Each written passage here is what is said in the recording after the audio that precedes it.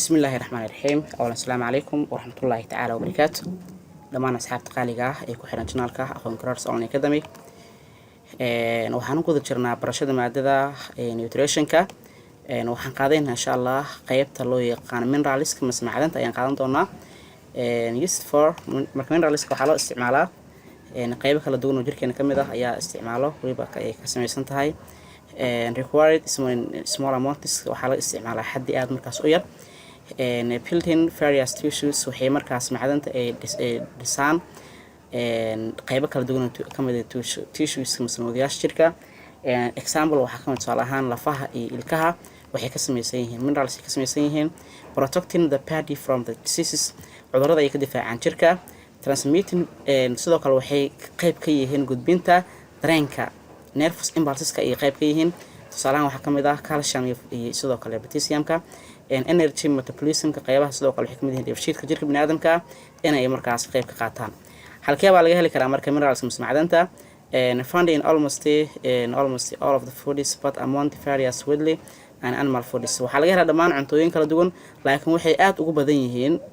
xaddi ahaantooda cuntooyinka markaas laga helo xayawaanada animals xayawaanada foods cuntooyinkaas oo ah leguminous kuwa markaas dhirta laga soo saaro sidoo waxa kamid ah certain foodska miraha and vegetables iyo qudaarta kamid ah calcium sidoo kale iron iodine iyo zinc sidoo kale waxa kamid ah selenium magnesium phosphorus potassium sodium copper and chloride intooda waxay kamid yihiin waxyaabaha markaas loo yaqaano minerals kamid ah macdanta marka qaybahaas dhan waa qaybo kamid ah macdanta aadna marka jirku u baahan yahay haddii tusaale ahaan loo fiiriyo cuntooyinka caadiga loo isticmaalo caanaha geela waxaa laga helaa calcium laga helaa calciumkaas waxay adkeeyaan lafaha ay adkeeyaan waana qayb markaas aad muhiim u ah caanaha geelka waxaa laga helaa calciumkaasna wuxuu adkeeyaa lafaha ayuu adkeeyaa sida marka qofka jabo kale waxaa la siiyaa dhuuxa geela waxaa la siiyaa caanaha geel waxay adkeeyaan lafaha adkeeyaan sidoo kale waxaa laga helaa jirta mooska potassium mooska laga helaa marka potassiumka mooska laga helo qaybaha murqaha ayuu qaabilsan yahay oo murqaha ayuu markaas inta badan u dhisaa marka haddii isku heshido kale moos iyo caano geel murqahaadii way dhismayaan xitaa ilmaha yarka oo kale marka ay inta badan ay noqdaan kuba aan hore ka soconin ama hore aan ka fadhiisanin oo kale waxaa la siiyaa caanaha geel si canugaas markaas uu noqdo canug lafihiisa ee toosmaan sidoo kale marka ilmaha ay ku jiri qabato oo kale ama ay ku xanuunsadaan gaar ahaan ku dhaca cudurrada lafaha kale caanaha geelka waa la siiyaa mooska waa la siiyaa marka qaybahaas dhan muhiim ay u yihiin xitaa qofka hadduu caafimaad qabo caanaha geel wuu u fiican yahay waxaana markaas muhiim u ah in qofka jirkiisa uu noqdo mid markaas dhisan caafimaad ahaanna way fiican yihiin calcium ayaa laga helaa leenta sidoo kale aad u fiican tahay waxyaabo badan laga heli karaa marka qaybahaas dhan cuntooyinka ah ayaa jirka aad muhiim ugu ah waana waxyaabaha markaas naturalka ah oo dabiiciga ah marka laga reebo waxyaabaha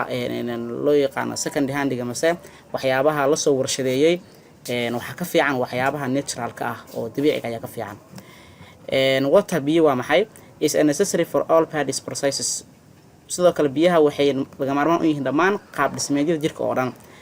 and for removing waste products from the body waxay biyaha jirka soo saaraan qaybaha kala duwan ee wasaqda soo bixiyaan and what is found in mostly in almost all foods but fresh foods contain large amount than dried foods marka loo barbardhigo qaybaha ugu badan cuntooyinka ayaa laga helaa biyaha laakiin waxa uu ku badan yahay qaybta loo yaqaan fresh foodska cuntooyinka markaas nadiifka ah cuntooyinka hadda la soo guray fresh foods waxa la cuntada hadda markaas dhirta oo kale ayaa kamid ah markii hadda shayga la soo gooyo kale ama uu yahay mid markaas nadiif ah laakiin qaybtaas ayaa ku jirta xaddi badan oo markaas biyo ah laakiin marka la barbardhigo track foodska cuntooyinka qaleelka ah oo aan markaas qoynayn marka cuntooyinka qoyan ayaa waxaa laga helaa biyo badan halka marka la barbardhigo cuntooyinka qaleelka ah lagama helo biyo markaas badan waxaan gudgalaynaa qaybta kale xigto loo yaqaano food groupska qaybaha loo kala qaybiyo cuntada koow waxa ugu horeeyo stable foods laba waxa ku xigo animal foods saddex waxa ku xigo vegetables qaybtan kale waxa loo yaqaan meat and leguminous sidoo kale qaybtan kale oo shanaadna waxa loo yaqaan fruits oo mirahi ah waxa u dambeeya fats ayadana marka qaybtan koowaad hadii aan faahfaahin ka bixino dhammaan cuntooyinka oo dhan waa pasta rice sorghum millet maize wheat potato dhammaan qeybaha dhan waxaa laga helaa carbohydrate tamar ayaa laga helaa mineral macdana laga helaa and some protein qaar kamid ah proteinkani mise nafaqadana laga heli karaa waxaa kaloo jirta qayb loo yaqaan animals foodska cuntooyinka laga helo dhirta animalska ayaan rabaa cuntooyinka laga helo xayawaanada waxaa kamid ah meats oo ayadan ay tahay hilibkii milkii product eggska fish qaybaha dhan waxaa laga helaa protein fat iyo micronutrients waa laga heli karaa marka meatka iyo milkiga iyo product eggska iyo sidoo kale fishka waxaa laga helaa vitamin waxaa laga helaa proteino iyo sidoo kale fat ayaa laga heli karaa oo dufina iyo micronutrientska ayaa laga heli karaa iyadan oo ah nafaqooyinka markaasi yarka ah vegetables khudaarta qaybaha kala duwan potato ayaa kamid ah tomato onion carrots sidoo kale waxaa kamid ah consios peppers qaybaha dhan waxaa laga helaa micronutrientska iyo waxaa laga heli karaa waxa tahay biyaha needska lowska iyo sidoo kale qaybaha kala duwan oo loo yaqaan coronary needska ama dhirta markaasi ka baxda qaybta dhulka ah